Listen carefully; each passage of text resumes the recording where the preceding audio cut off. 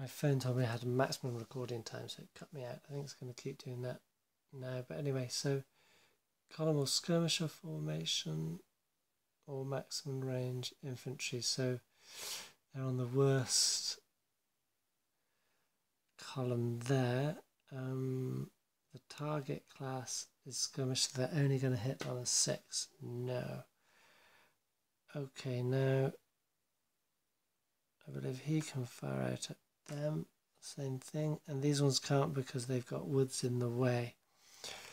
So that's all of the allied fire. And then the only ones then that can fire back are these and these against them. Each hex fires separately. So we've got 4 in there, haven't we? And 5 in there. They're still both going to only hit on a 6. And then that will be the same from that one there. Especially because this is in soft cover, is still hitting on a 6. No, so you see it's quite simplified, straight abstracted on the fire, but it works well. Essentially, if you're going to get 100 men as casualties, it's going to be recorded, and the worst that can happen is it will be on a 6. Or really not at all, no chance. And there's no modifiers to that, it's all on the table, which is nice. I mean, it's all on the way the table is arranged, the columns and the rows. So that is the fire phase, and now we go to the allied command phase, and I really think I must stop. The French move up. Their unformed battalions here. They've moved an artillery unit under here. It's not unlimbered yet. Horse artillery unlimbered there, covering the flank. And they've got 3 battalions moved up here. So effectively, they are screening this side against reinforcements coming directly in there. And they're going to try and cut off around here and then work their way around the back. Next turn they're going to have to, I think, release this brigade to bring it up as a back line, a backstop against this. These ones have got to go into line formation as soon as possible.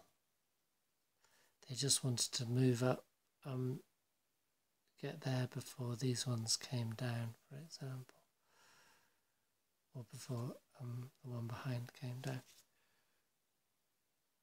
So that's the situation at the end of the second turn.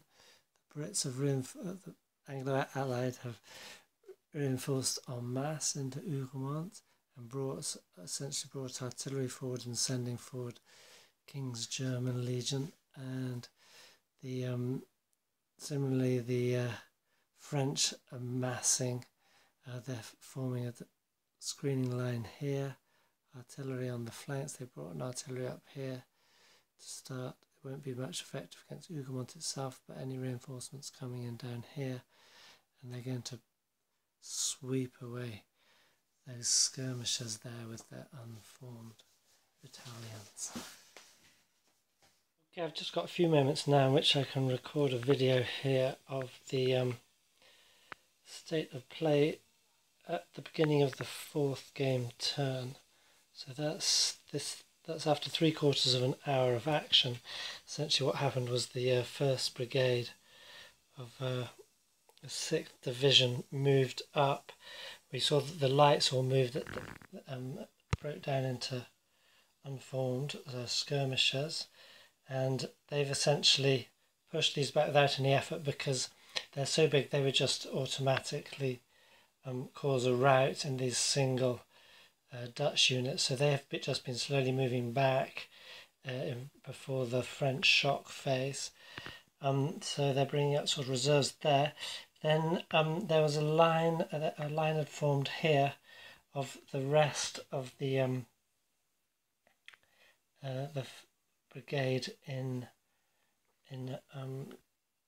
battalion formation, and so they were lined up here, which was perhaps rather foolish, seeing as that the Allies had deployed some artillery here. They managed to get the gun up here and deploy it without any loss. There's a skirmisher under there, and then there's the King's German Legion in line there, and their fire's a lot more effective, especially as they're in line, and these all came up in column formation.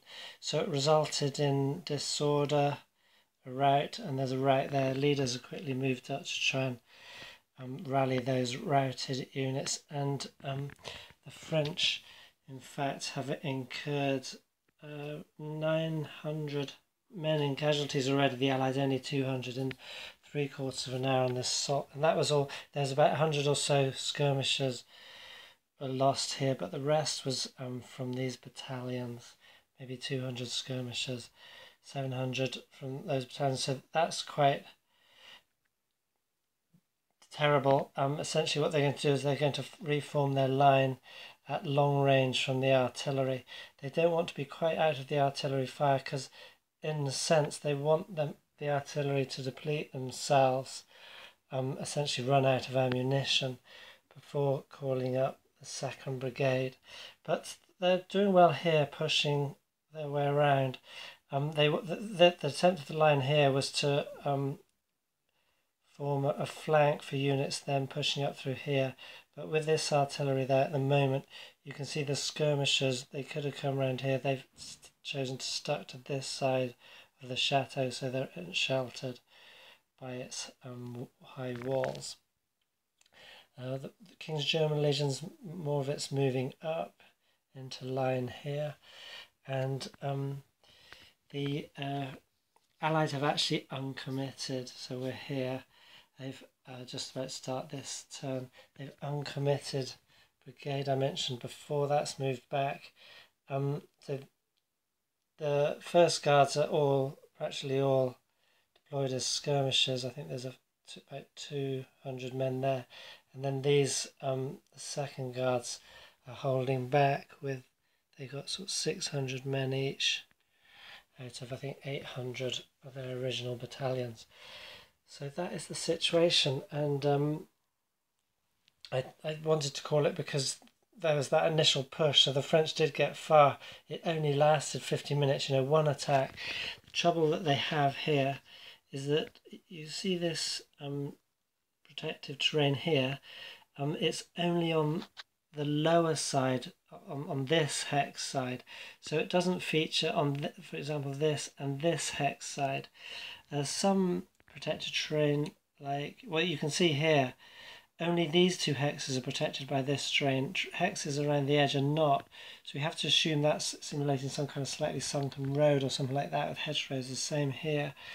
Some hexes, like you can perhaps see here,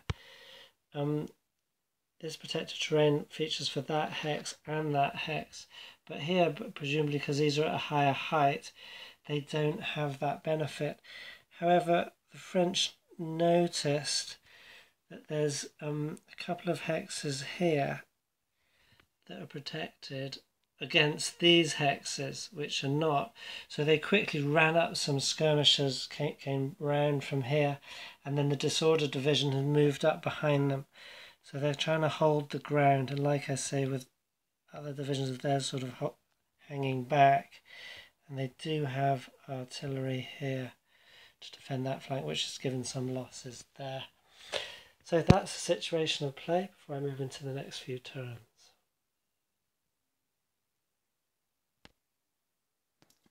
So it's the middle of this 4th turn, and you can see a breach in the Allied lines. There's an unmanned cavalry unit there, and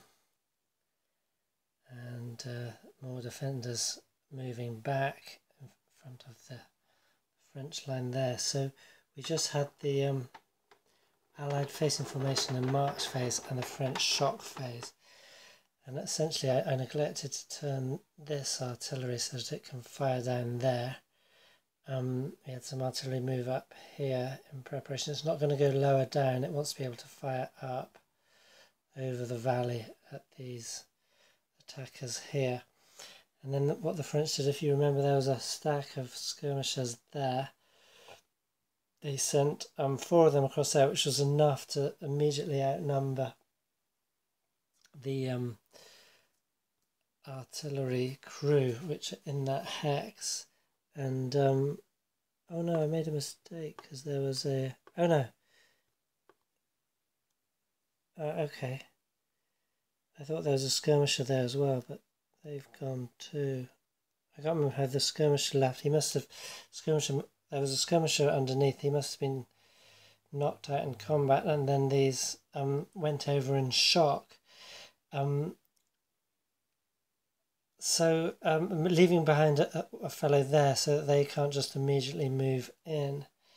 And it's I just wanted to show you a bit about the kind of the decisions that are brought about by this game. So you have an artillery unit here.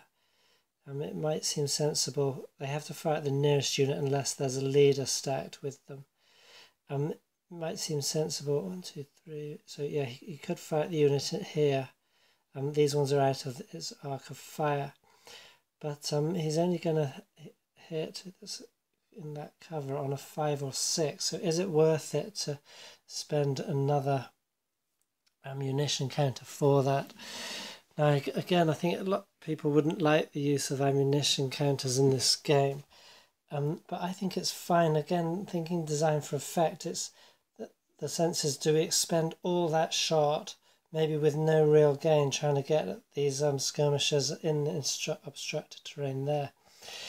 If we don't expend an ammunition counter into there, I presume that they are still firing. They're lobbing us shells, but it's more sort of occasional as opportunity takes rather than a concerted efforts.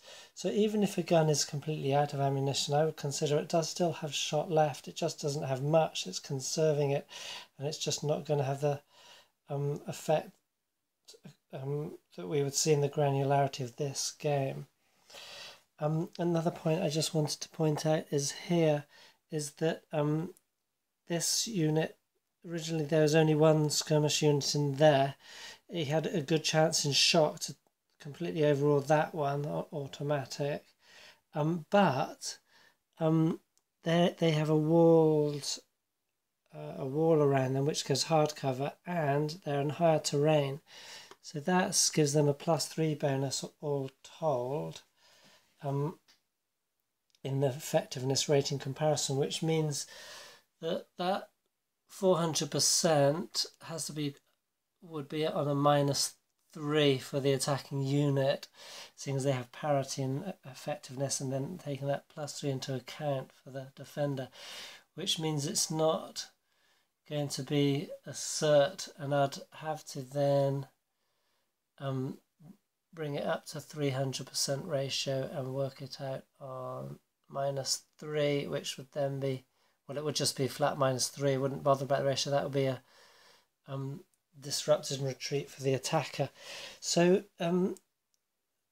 specifically here, and for example that, and also the impassable hex sides here, it make me really read the terrain and make careful use, or try to make careful use of the terrain as defender and attacker. And because of the the way the combat chart works, it's there's no actual mods in this combat chart. There are a few mods in the shock chart, modifications onto that effectiveness rating differential. But the way the combat chart works, it's all very simple. You just have 1d6 roll. You just find a column, find a sub-column within that column, and then you check which target class you're firing at. Immediately you get your results, so you can see quite quickly what your chances are of hitting. And on a d6, there's not a huge range of numbers, so it makes it all seem very sort of tight and neat, and it means that I am able to concentrate more on these kind of features rather than spending a lot of time factoring odds and modifiers and so forth. So I'm liking it.